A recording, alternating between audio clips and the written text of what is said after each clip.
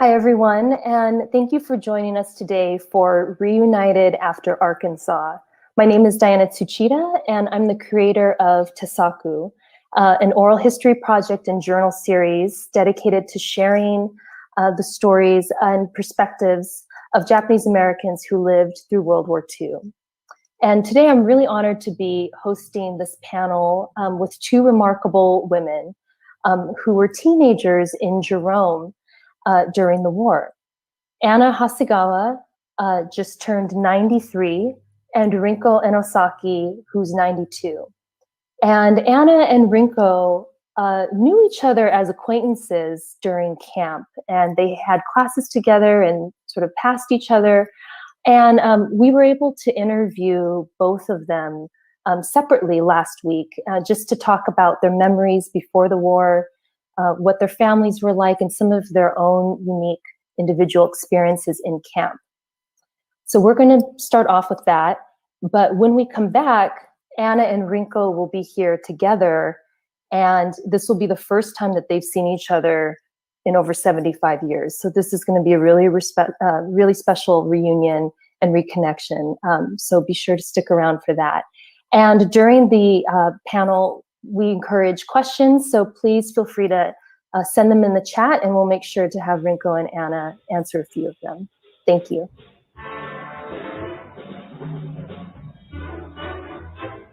My father came to the United States when he was 18 years old.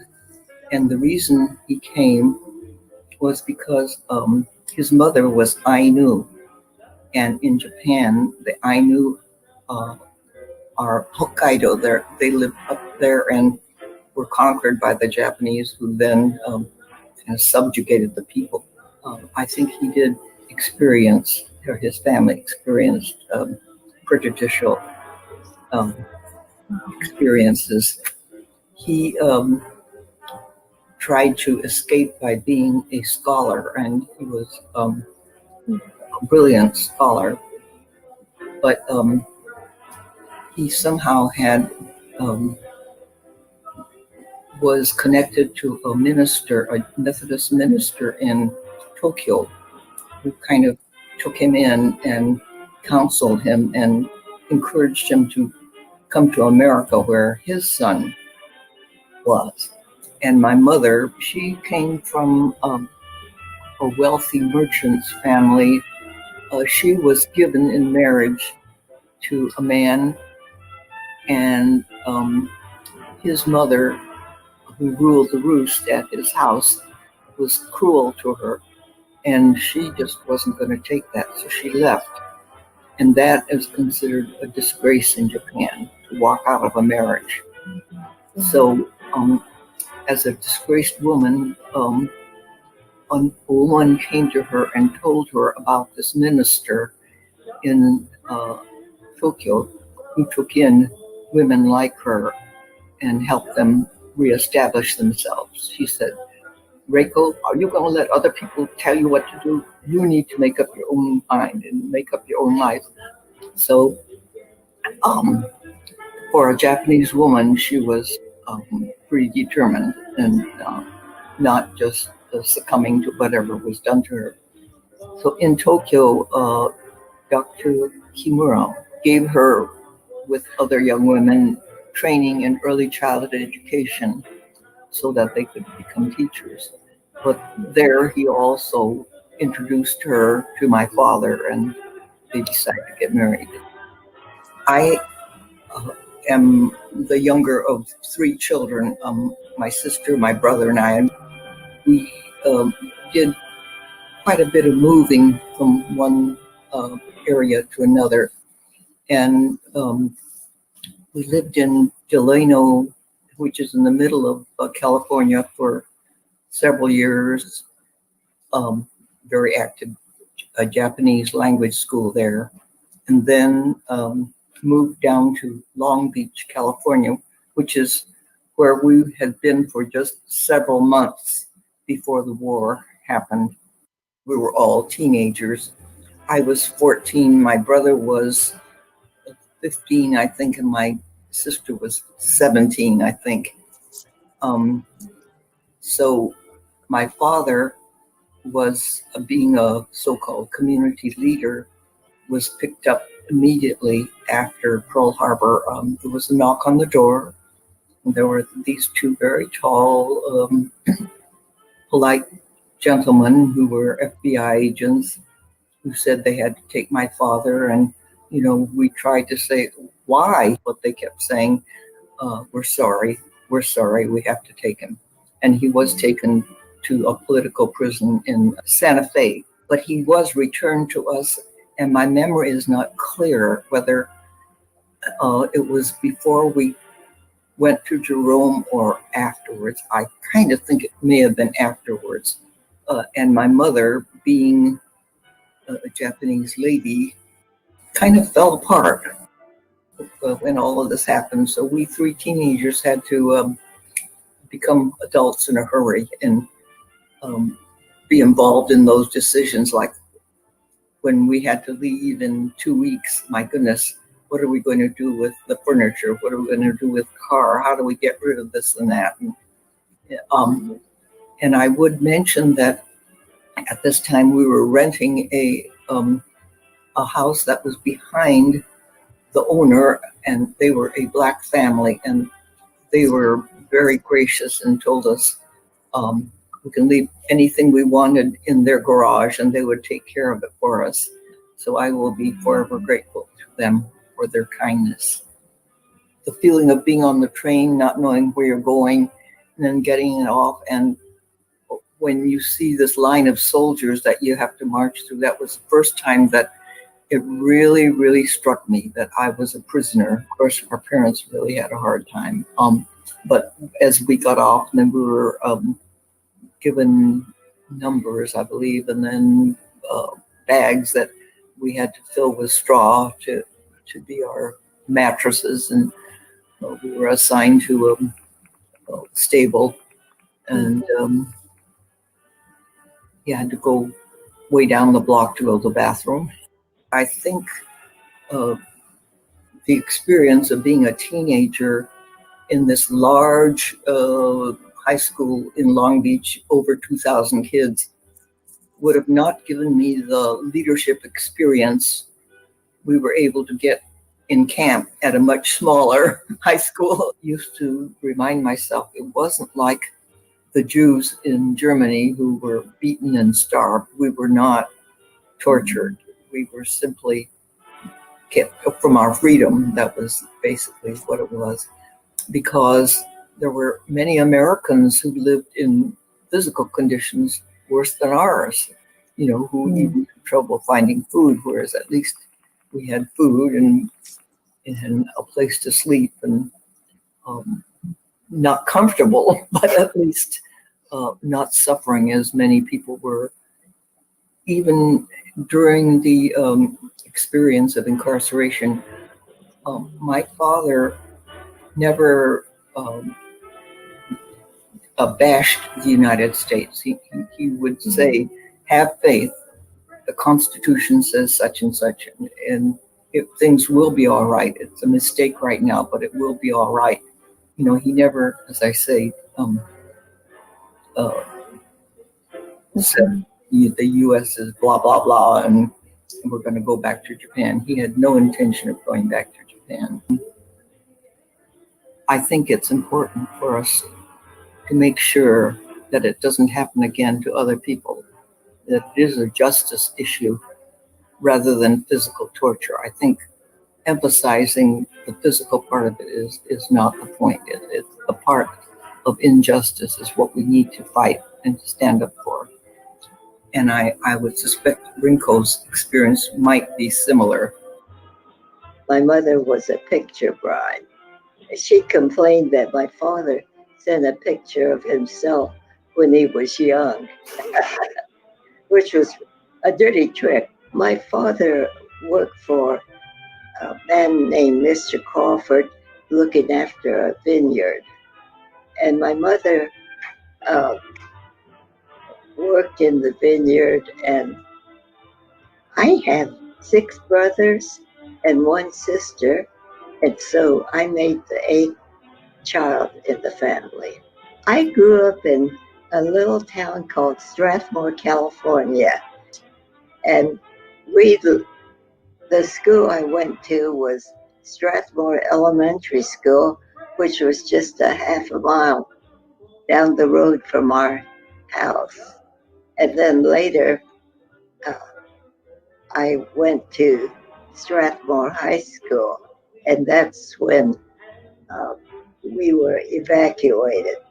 I remember President um, Roosevelt issued the Executive Order 9066, which meant that all people of Japanese descent had to be interned, and they were put in 10 camps across the country. And my family was sent. Well, first we went to the Fresno Assembly Center, and from there, my family was sent to Jerome, Arkansas. It seemed to me that the train uh, stopped at the siding there, and the first person off the train was Dr. Kikuo Taira. He was a big man, at least 6 feet tall, and I think the residents were expecting little people like me. The camp in Arkansas, it seemed like it rained and rained and rained. And the camp was muddy, and they put boards out so that we could walk on from our barrack to the laundry room and restroom. Now, when you live in a barrack, you don't have a restroom. So it's mighty unhandy to have to go at night, and invariably everyone does. We had a little stove in each barrack room, and that was really handy because, when it's rainy and cold, your uh, barrack room gets pretty chilly. But somehow I graduated high school in camp. Well, I left camp, and um, my sister was living in Chicago, so that's where I went. And I had different jobs in Chicago. My mother got very ill with stomach cancer, and so my cousins called me home from Chicago to take care of her. And by that time, the camps were closing, and so uh, I took her on a special uh, train, and she was seen by doctors in Salt Lake City, but she eventually died at the Twilla Ordnance Depot. And she was only about 51 or 52. But I have a diary, and I have no idea why I kept it. But my first entry was around May 23rd. Uh, I forgot what year, 1941 or 2 or something like that.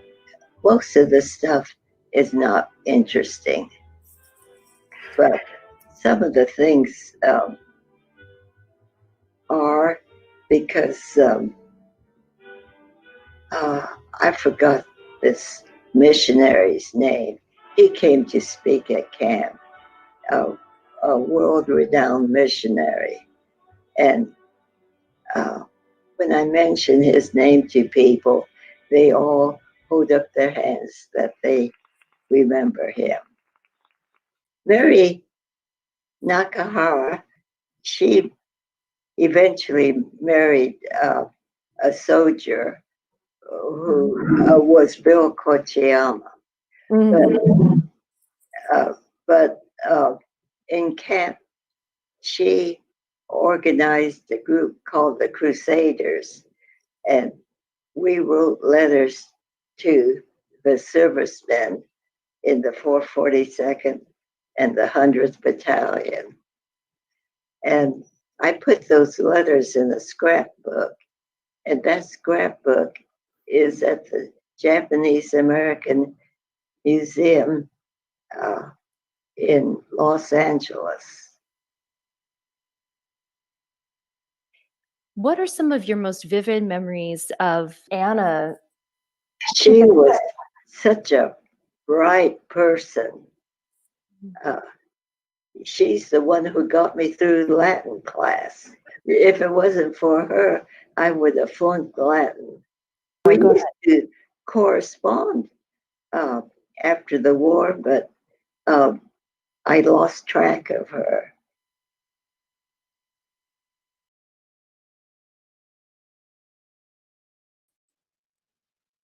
Hi, everyone. So thank you again for joining us. And it's really exciting to see so many people from across the country joining in for this program. So it is my honor to introduce and welcome Rinko and Anna into the live stream. Hi, ladies. How is it seeing each other after 75 years?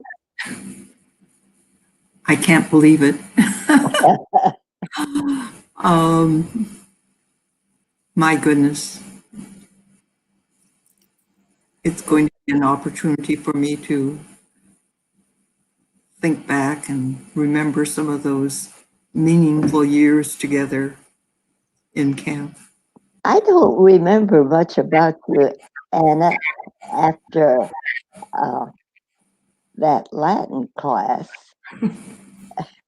I think we went our separate ways, yes. Uh-huh. When camp closed, our family was sent to Amachi, and from there I went off to college and had a wonderful experience. And from there, my father was hired, we understand, by the Navy with the language interpretation involved in the peace treaty. So, but the details I don't know. I just know that when I graduated Maryville College in Tennessee, then I rejoined my mother and father, who were living in Chicago at that time. And well, life went on after that. And life went on. And then Rinko, can you tell us too what happened for you after camp? And when did you leave? I know that it all sort of centered around your mother and her illness. Yes. But what was the timeline of that? I don't quite remember, but since my sister lived in Chicago, I left for Chicago, and then I worked at various places like the Curtis Candy Company and other menial jobs. And I had this very good friend, Ruth Hirose, and we used to enjoy each other's company and do a lot of things together. But sad to say, she died many years ago of diabetes. I'm sorry to hear that. I mean, I think what is so wonderful about having you two here and healthy and well, and as we know, this is just so rare, and for us who are yonsei or younger, having the Nisei voice and this reconnection is so valuable to us to hear that. So we know that this conversation is just a really important piece of our history and American history. And I have to ask, if you two saw each other at a pilgrimage, or if you were at a pilgrimage say you went to the Jerome rower one, would you have been able to recognize each other? I wouldn't have been able to recognize Anna. I mean, I'd have to take a hard look. I'm afraid that I would have trouble recognizing you, but when I saw the picture of you as a high school girl, then I knew who you were. Yes. Uh-huh. That's amazing. Mhm. I had related to you earlier about going to Camp Shelby. Mhm. Do you have that in your records? Some very vague memories, but nothing concrete. As it turns out, my husband, the man I later married, might have been, no, I guess he was not in Shelby by that time, but he had gone through Shelby. Second. Yes, you both married 442nd veterans. Is that right? Is that right, Rinko? Well, yes, I did. Mm-hmm. Yes. Yes. Yes. And I don't know if it'd be interesting to anybody else, but I met him after the war at the First Baptist Church in Chicago, which had a Nisei minister. Jitsuo Morikawa was a minister. yes, now he was the one who married George and I. Uh-huh. How special. That's where we met, and we were married. And also, what was interesting is that at that church, we also met two couples who were joining a cooperative community out in the suburbs. And they invited us to visit them. And we then shortly thereafter moved out to Lombard to the York Center Co-op. And that was a wonderful experience, 42 years.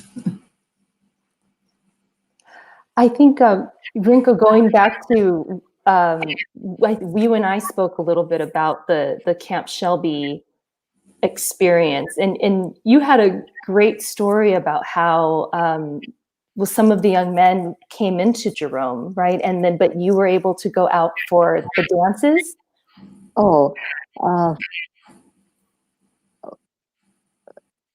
I forgot exactly how this trip, the USO in camp organized a trip to Camp Shelby. And I was only 16 at the time, but I asked my mother if I could go, and she trusted me and said I could.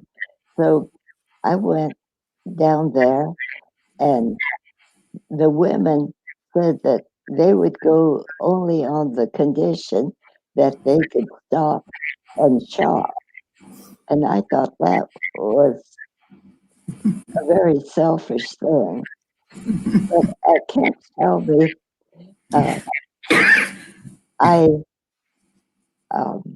my future husband, George, said I was having more fun than anybody else. And they had fixed special food for us. And I was so excited, I could not eat a thing. And that's the only time I can ever remember being so excited I could not even eat one bite of food. And is that where you met George? Did you meet him at Camp Shelby, or did you know him before? No, I didn't know him before, but his parents lived in the barrack adjacent to our family. And when he saw me, he recognized me from Camp Shelby. And that started the relationship. Because you were the girl that was having the most fun, so yes. You remembered that. And then Anna, how did you meet your husband? My husband? Yes. Oh, you're talking to me? We were at church, at the First Baptist Church, and involved in the young people's group. And we both ended up doing things like teaching Sunday school together. And one day when we were out, he said, "So when are we going to get married?" And then we became involved. How sweet. That's really sweet. Well, I think, and that's a whole other area we could go into if we have time, but the fact that you both have that similar path too, and you married veterans from the 442nd, and I'm sure they both had their own amazing stories just from their service. I do want to start weaving in some of the questions that we're getting from the audience. So our first one here is from Sheila Newlin, and her question is, what are some of the, what were the high school like, or basically the classes like in Jerome? Do you remember how you got your textbooks? And did you stay in touch with any of your teachers?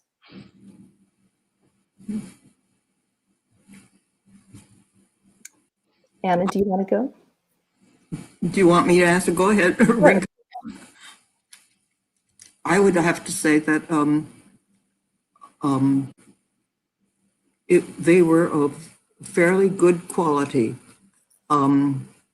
We just, of course, had just very rough facilities, but we did have textbooks. And I recall at one time there were some young people who lived in the town of Jerome who requested that they come in to our high school because our high school was better than theirs. I don't recall the details of it, but I remember that little bit. Do you, Rinko? I don't remember that, but I remember, do you remember a teacher by the name of Miss Cash? Well, I thought she was a very good teacher. And there was a man by the name of Mr. Anders, and I thought he was a very poor teacher, and I thought that he got a job teaching in camp because they were probably desperate for teachers. Right. So the quality wasn't all the same across the board in terms of the teachers who were there. I imagine that would be typical of almost any place you went. Yes. And Rinko, I think, oh, go ahead. Rinko, were you in class with me? I don't remember what class it was, but we had a teacher who had come in from Little Rock. She was an older woman. And somehow we got off on the fact that I remember the boys in the class giving her a hard time about how people treated Black people in the South. And, you know, and here you come in and say you're here to serve us and so forth. And they gave her a hard time, and she kept saying, oh, but you don't understand because you don't live in the South. I remember the tension of all that. I don't remember that, but I do remember the only reason I got through Latin was because of you. I can't believe that. Yeah, that's true. I'm glad I did something good in life. Yes, Rinko, I think in our conversation, you said that Latin was really hard. And Anna, she just described you as being just a really bright student that basically helped her pass the class. Yes, Anna was so bright. Well, I don't know about that, but Well, you were talking about how much fun my father had been a teacher. I married a man and who eventually became a teacher, and my daughter who is here with me now became a teacher, and her older sister is now on the faculty at South Community College, and so Ellen's daughter is now studying to be a teacher. So Like a disease. family trade. Family. I wanted to ask both of you because you were, at this is kind of the height of your teenage years. You were 16, 17, and then suddenly put into camp. And not just any camp, but something so completely different from California. Do either of you feel that the experience of being incarcerated stopped or halted your aspirations or something you wanted to pursue as a career or with your life, or do you not, feel that way, that it I never thought about it, and it didn't bother me since I was just a silly teenager. Mm-hmm. Yeah. Anna? I guess I was a very serious teenager. When my freshman year in college, I majored in philosophy and religion, thinking that was an area I was going into. But by my next year, I had switched over to education and psychology, and that has been my career pretty much in education, one way or another. But as for whether the evacuation changed my goals, I don't think so. I think probably with a father who was an educator, it was some assumption that that might very well be the direction I would move in. That you would have moved into, yeah. Well, and you both, were able to pursue what you wanted to, and made those moves, excuse me, to Chicago and everything. We do have some more questions. Go ahead, Rinko. What happened to Kimiko? To who? I'm sorry? What happened to Kimiko? Oh, Kimiko is backstage. She's running this whole thing. Yes. She is. So she could see everything that's happening. And she's actually feeding us the questions. This is from Stu Hirai. Do you remember if Jerome had Boy and Girl Scout troops like the other camps? Do you remember if they existed in Jerome? I can't recall any. Do you? For some reason, I seem to think so, but I don't have a specific memory. But I kind of thought that a scout group was organized. I could be wrong, but I have a memory of that. Mm-hmm. I'm sure, yes. And there's another one a little similar in line with memories about high school from Ken Mochizuki. Do either of you remember if any students that your classmates asked teachers why they were in camp to teach and what their response was? So I don't know if students felt that comfortable, to ask maybe, why are you, why did you take this job in camp? But could either of you speak to that or have any thoughts about why? I think my original comments about the discussion of the treating of Blacks, that was part of that total conversation of her saying that she had come to teach because she cared about us and wanted to make sure that we received a proper education and so forth. Mm-hmm. Moved into the black-white issue. Right, exactly. For myself, I had never seen Black people until we made the train trip from Fresno Assembly Center to Jerome. They were waiters on the train, and this is probably the first time they had probably seen Japanese people. Mm-hmm. That's a very common story that so many people had, from this time, right? And sort of the kind of that introduction of these cultures and how do the Japanese fit into the South?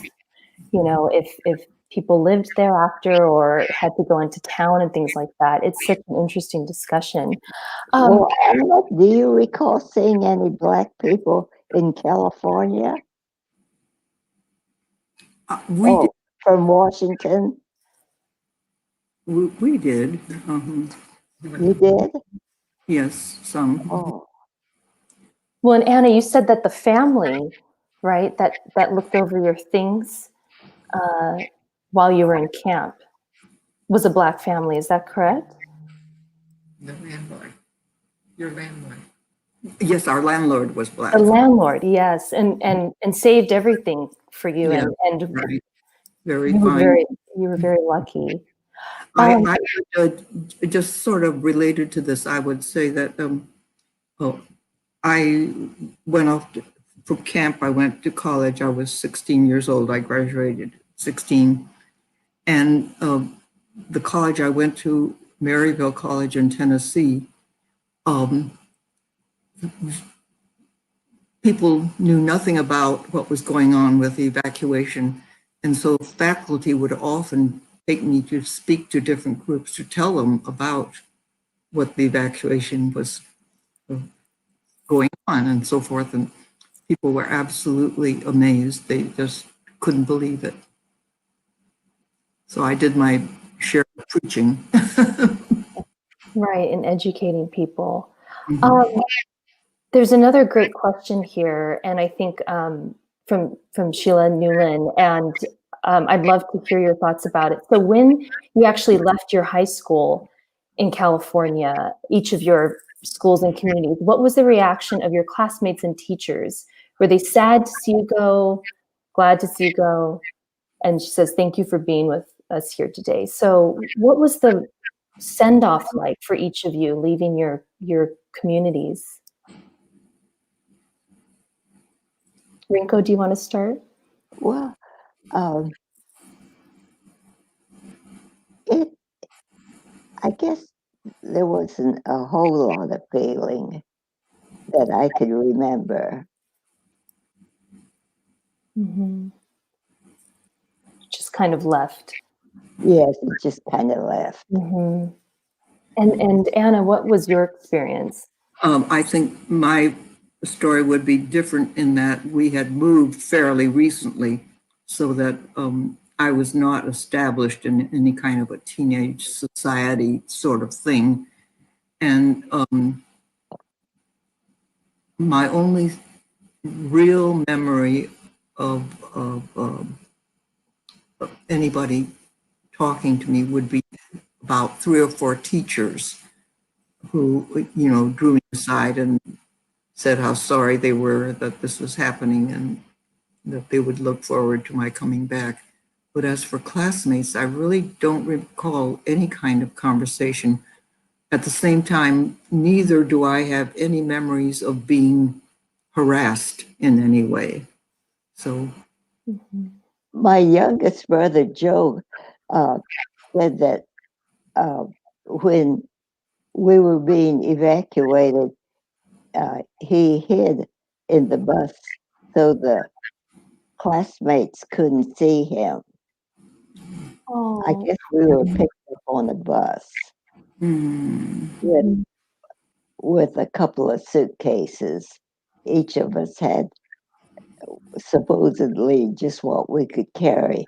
And for me, that was 2 suitcases. But my brother, in his memories, had written that he saw his classmates and he didn't want them to see him on the bus. Being taken. Yes. Oh, that's heartbreaking. Transitioning a little, to Rinko, I want to ask you, because I think it would be interesting for people to hear this about your memories of Mary Nakahara, who was, of course, eventually, or she always was, Yuri Kochiyama. What do you remember about her in camp, and how were you able to, work with her and sort of know her? I'm not sure exactly how I remember, but after school, she organized a group called the Crusaders, and we wrote letters to the servicemen and sent greeting cards on postcards. And I can remember a Valentine card. We pasted a green Valentine on there and stuck a toothpick through it like an arrow. And you couldn't mail anything like that today. The post office would not allow it. But that's what we did in those days. And our letters certainly cheered the servicemen, the 442nd and the 100th. And she eventually went down to Camp Shelby uh, uh, to direct the USO. And I'm sure the soldiers just loved her. So she was a really passionate, always organizing something to be. And how many letters do you think you wrote to soldiers? Oh, we wrote hundreds and hundreds of letters. And after school, we would write these letters. And there would be several girls writing these letters. And it must not have cost much, maybe 3 cents or so to mail them, because we sent so many. I know if it was much more, we couldn't have afforded it. Right. It was so much cheaper, and you worked hard. I mean, it takes a lot of effort to write different letters and to write different people.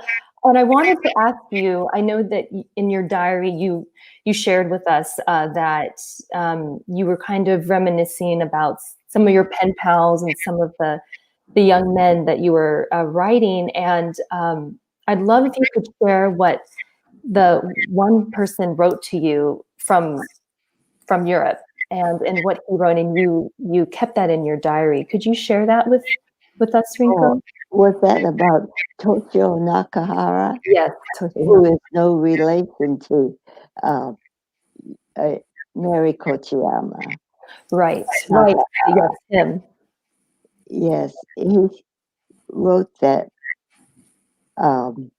if I don't return, remember I fought for girls like you. And to me, that was a very touching thing. Mm-hmm. And everyone called him Donkey Nakahara, and he was not a very handsome looking person, but his name was Toshio Nakahara. But a very brave young man. So, and very sweet to say that to you. Anna, I also want to talk a little bit about your father and sort of the attitude that he had about just the incarceration, and he had already seen so much, and him being Ainu, facing prejudice there, and then now he's a very scholarly man and very well educated, and now he's in camp and kind of thinking about all of this. You mentioned that his attitude towards the whole thing was not one of bitterness or anger. Can you explain a little bit about how your father... I could only guess that because he had been through so many difficulties in his own life, and his choice was to come to America, that, and of course, being a scholar, he had studied the Constitution and all that kind of thing, and he really believed that eventually the country would come around to realizing that it was not right And he kept encouraging us to have faith. And again, the idea that what we thought we were suffering was nothing compared to the suffering that other people had to go through every day, and for us to do the best we can with what we had and to move forward. And I think that's what we were encouraged to do. Yeah. Wow. I spoke to a church group about this evacuation, and most of them never heard of the evacuation. Mhm. And what was their reaction to hearing about it? Well, anyhow, they gave me a standing ovation. Whenever I'm asked to speak about it, of course, for me, it is to stress that it is something that our country absolutely must never do again, because it is against what we say we believe in. And I think the injustice part is what we have to really speak strongly against. Mm-hmm. That's right. Absolutely. You have a kind of a question, I'm assuming, from the daughter or maybe granddaughter of this person, from Sandy Kanagawa. Do either of you remember a Dr. Kanagawa that was a camp physician?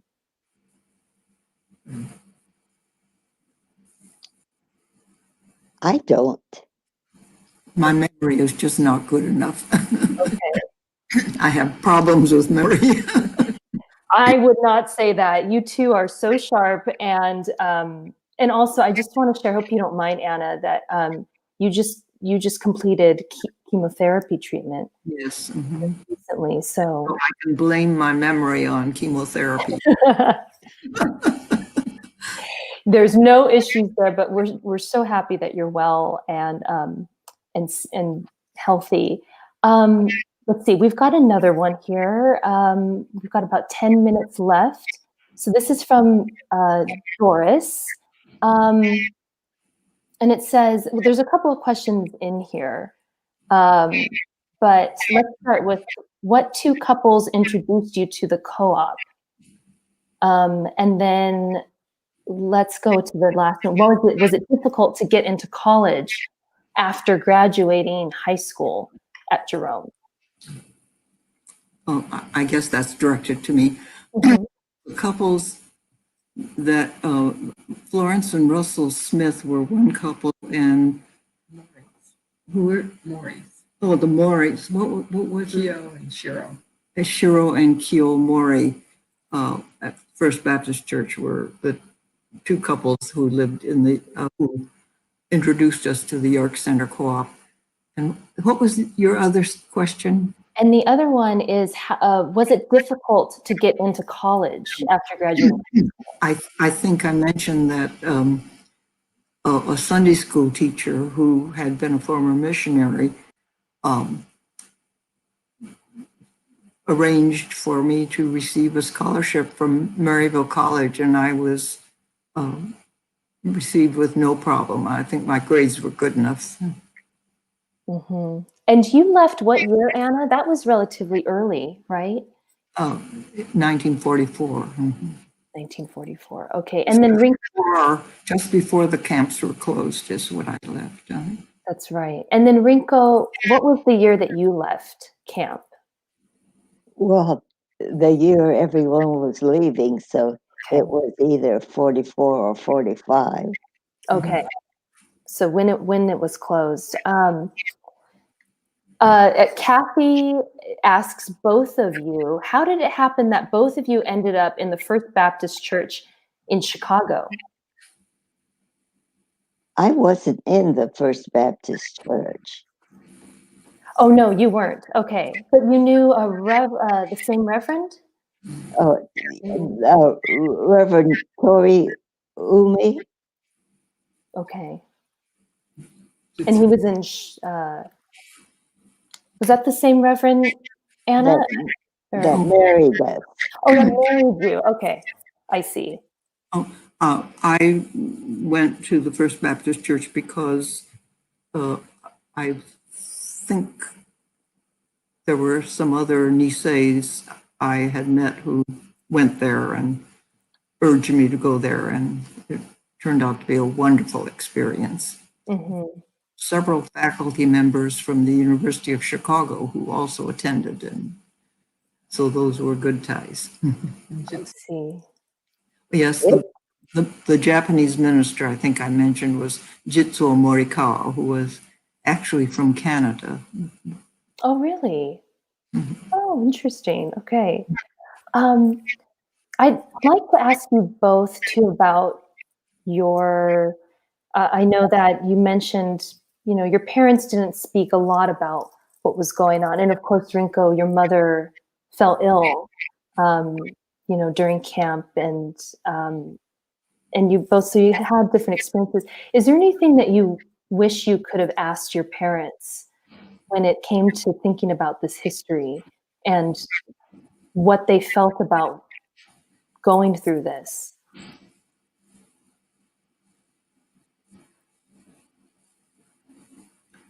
Rinko, do you have any ideas? No, no. But at camp, my mother used to wash dishes, and then a lot of times I couldn't eat the food like the canned squid, so she would bring me rice, a bowl of rice, and some skimono for me to eat. Mhm. She got you something that she knew you would eat. Yes. And then Anna, what about you?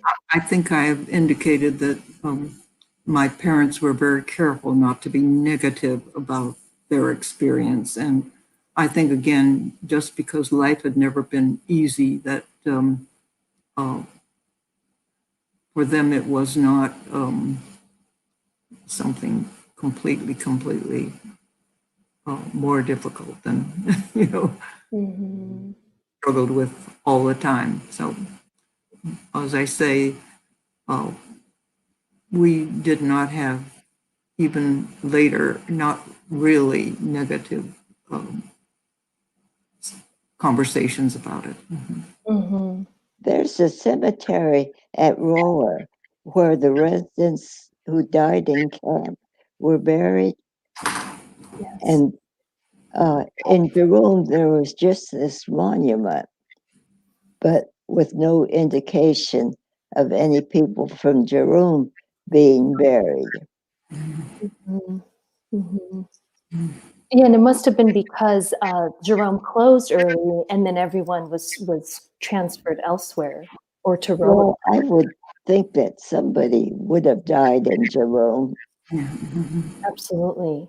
That's an interesting question. If somebody out there who's watching knows about that, I because you're right, people passed away and life ended and went on, and Yes.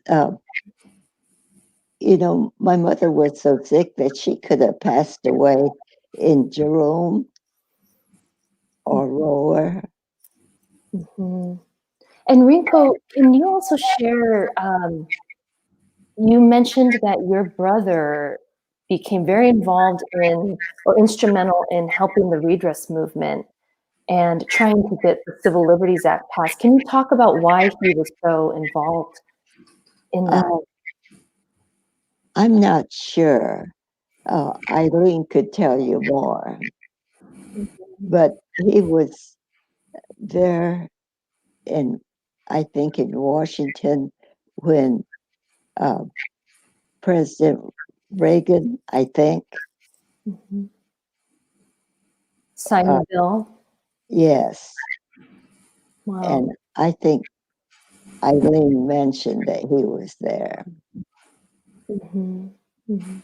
And I think she might have mentioned that it was seeing his mother or your mother suffer, right? That he was so heartbroken about that. I mean, for to put it mildly, that Yeah, yeah. yeah. My mother really suffered, and I used to give her morphine shots. Oh my gosh. In camp or Oh, no, in Utah. in Utah? Okay. There's another question here from Carol Hasegawa. Were there any civil protests in camp? Do either of you remember that? Were those people sent to Tule Lake when they had this questionnaire? Anna, do you remember a loyalty question? I'm not quite sure of the the actual connections, but I have a memory, and I think it was Jerome, of people running through the camp, shouting and screaming. We weren't a part of it, and I don't recall what the exact details of that. Do you remember that? I don't remember that of people running and shouting, but I do remember some of the people went to Tule Lake. Mm-hmm. Right, when the loyalty questionnaire went out and Yes. segregated, yeah. You know, we only have the time flew by, and I just want to thank you both for being here, but also ask one more question of both of you. Is, you know, what do you hope that your grandchildren, your great grandchildren, you know, people remember about this experience of the incarceration? Anna, I could start with you. Start with you. Oh, me? Oh. Yes, sorry.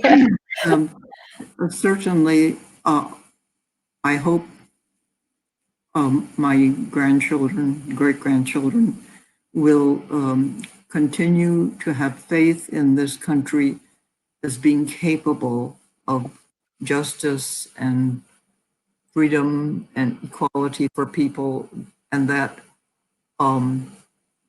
that there are so many good people in this country that I hope they'll always be activists. I hope they will work for and stand up for what they believe to be right, and help to keep our country, or help it move more toward the kind of country we want it to be. That would be my dream. Mm-hmm. It's beautiful. Rinko? I have no thoughts to express. And Anna, it's been so nice to see you after all these years. Can you believe we both made it? How old are you, Anna? I feel blessed, and I hope you do too. Well, how old are you? I'm 93. I just Oh, say that last week. oh, and I'm going to turn 93 in September if I make it. Oh, Rinko, you'll make it. And, you know, thank you again. And this is truly an honor, and we want you both around for many, many more years. And, you know, just Well, would you tell Kimiko I'm anxious for the booklet on Jerome? I will tell her, yes. In fact, she can hear you right now, so she knows. And I would like to add our appreciation for the fact that you are doing this and working so hard at it. Thank you. Oh, no, it's an honor. Thank you both so much. And thank you to everyone who watched today. And stay healthy and safe. Take care.